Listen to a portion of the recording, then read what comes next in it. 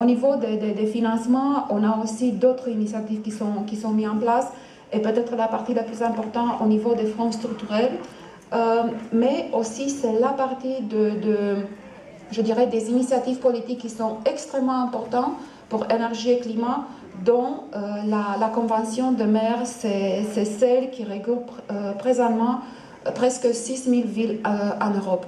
6000 villes qui ont des plans, des actions qui visent la réduction des gaz à effet de serre, qui visent l'efficacité énergétique, donc des villes engagées à faire une différence dans la qualité de vie de leurs citoyens et bien sûr d'améliorer l'environnement d'affaires dans les villes respectives. Une grande partie de ça est, disons, soutenue par nous principalement par Horizon 2020. Horizon 2020, c'est le programme cadre de recherche et innovation, le programme cadre pour les prochains 7 ans, en effet, a commencé en 2014. Et vous savez très bien que l'énergie, c'est comme un défi sociétal. Et c'est un programme qui regroupe les anciens 3 programmes, le programme cadre 7, le programme pour compétitivité, le partenariat pour compétitivité et innovation et l'Institut de technologie innovation.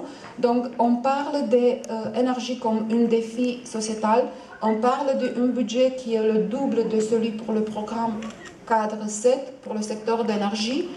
Et quand on revient à la mise en œuvre, ça c'est déjà histoire, on parle de 2014-2015. J'ai mis ici pour vous montrer comment l'argent a été distribué entre nos priorités. 2014 et 2015, dans chaque des années, environ 100 millions ont été accordés pour les projets de Smart Cities and Communities.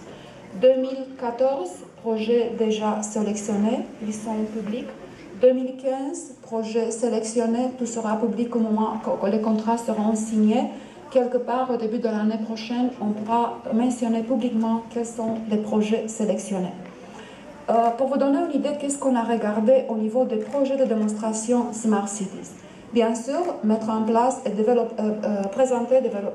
démontrer des technologies innovantes, modèles d'affaires innovantes, plan de réplication, plan d'adoption par le marché. Donc, on ne veut pas seulement un projet, mais on veut aussi des projets qui vont créer, disons, un modèle d'affaires et vraiment un impact par la réplication. Mais on veut aussi, avec les partenaires impliqués des projets, de voir quels sont les obstacles au niveau du marché et de voir comment on peut le surmonter, comment on peut développer aussi des standards. Il y a du travail qui est fait même en ce sens. On a un projet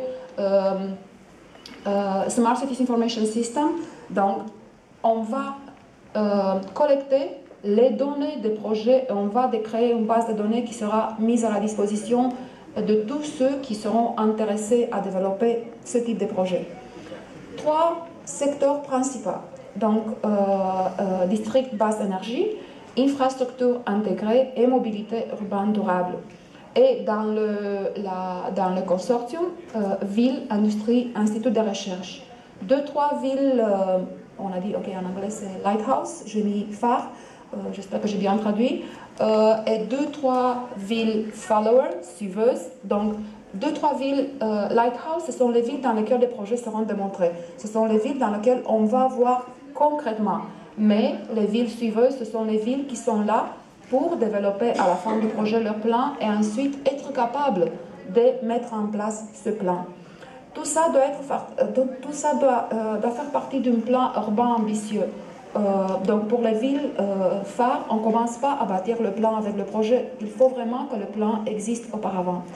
Et le financement d'autres sources doit être aussi sécurisé. Si on parle d'un projet qui va se baser 90% sur le financement d'Horizon 2020, c'est un peu probable que vraiment c'est un modèle d'affaires viable qui permettra une réplication. Et bien sûr, solutions abordables. On ne veut pas des modèles très chers, on ne veut pas des modèles de solutions qui permettent vraiment aux villes d'être vraiment fermées, verrouillées dans une seule technologie et un seul fournisseur. Qu'est-ce qu'on a reçu comme proposition? Donc c'est ça qu'on a reçu, 46 villes phares, 17 pays. Généralement, on a deux groupes de villes en termes de nombre de citoyens vivants. On a tout vraiment en catégorie de villes.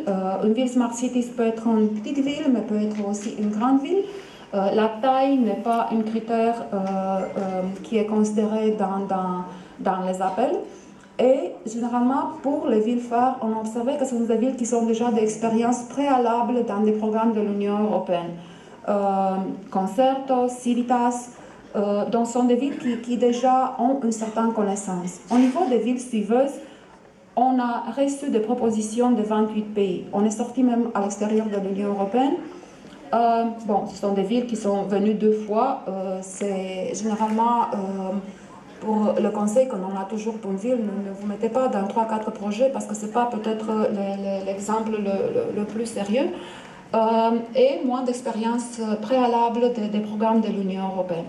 Et qu'est-ce qu'on a sélecté? Ça, c'est la carte de l'Union européenne et même un peu en delà. Vous pouvez voir qu'on a une ville turque qui est impliquée. 3 projets. Avec des villes qui couvrent pas mal, disons, on dit l'Europe, mais vous voyez, c'est exactement un peu ce que j'avais dit. Villes phares, ce sont des villes qui déjà ont été impliquées dans des projets auparavant, ce sont des villes avec une grande expérience, mais on est content que d'autres villes, et surtout des derniers pays qui ont adhéré à l'Union européenne, commencent à s'impliquer. C'est très important au niveau, si on veut avoir vraiment une Union européenne développée d'une façon harmonieuse et résoudre beaucoup de problèmes, y compris ceux sociaux, si on arrive à faire nos villes partout à travers l'Europe attirables. Il faut que les gens aiment vivre là. Maintenant, 2016-2017, ça sera public dans 2 semaines. Donc, j'ai mis quelques informations ici. Vous allez... quand même, si vous participez à la journée d'information qui sera organisée le 14 et 15, vous allez voir ces informations. On se déplace un peu de la partie, je dirais, lourde des projets vers la partie d'intégration. Il n'y aura plus de financement pour les rénovations des bâtiments. Il n'y aura plus de financement pour acheter, faire des acquisitions publiques. La plupart des financements visera comment on va intégrer tout ça au niveau de la ville. Donc, au niveau de l'intégration intelligente, comment on crée des synergies entre zones industrielles, entre zones résidentielles, comment on intègre tous les systèmes d'énergie au niveau des districts, au niveau des énergies thermiques, au niveau de l'électricité, comment on intègre bien sûr la gestion des e-grids, surtout au niveau de l'intégration et recharge de véhicules électriques. Et les modèles d'affaires innovantes restent toujours là. Un autre élément nouveau, bon, les projets Lighthouse peuvent aussi inclure, et c'est recommandé d'inclure d'autres mesures d'efficacité des ressources, eau, déchets, production locale, optimisation des chauffages des districts, et un autre élément, les villes phares peuvent être phares seulement une fois dans Horizon 2020. On veut voir le plus possible de villes en Europe participant dans les projets Smart Cities. Les villes suiveuses sont toujours obligatoires. Et un autre élément que vous allez voir, les villes qui vont déposer un projet doivent avoir déjà approuvé les plans de développement soutenable dans le cadre des conventions du maire. Il y a beaucoup d'initiatives et c'est certain qu'une ville qui est déjà engagée, un plan déposé, ce sera plus facile pour cette ville de s'engager dans un projet de Smart Cities. La journée d'information, 6 novembre 2015, peut-être dans quelques semaines, on va ouvrir les inscriptions. D'habitude, ce qu'on fait, on présente en détail le programme de travail. On vous permet à ceux qui participent de poser toutes les questions possibles et impossibles. On a des gens qui vraiment connaissent la technicité du programme dans les moindres détails.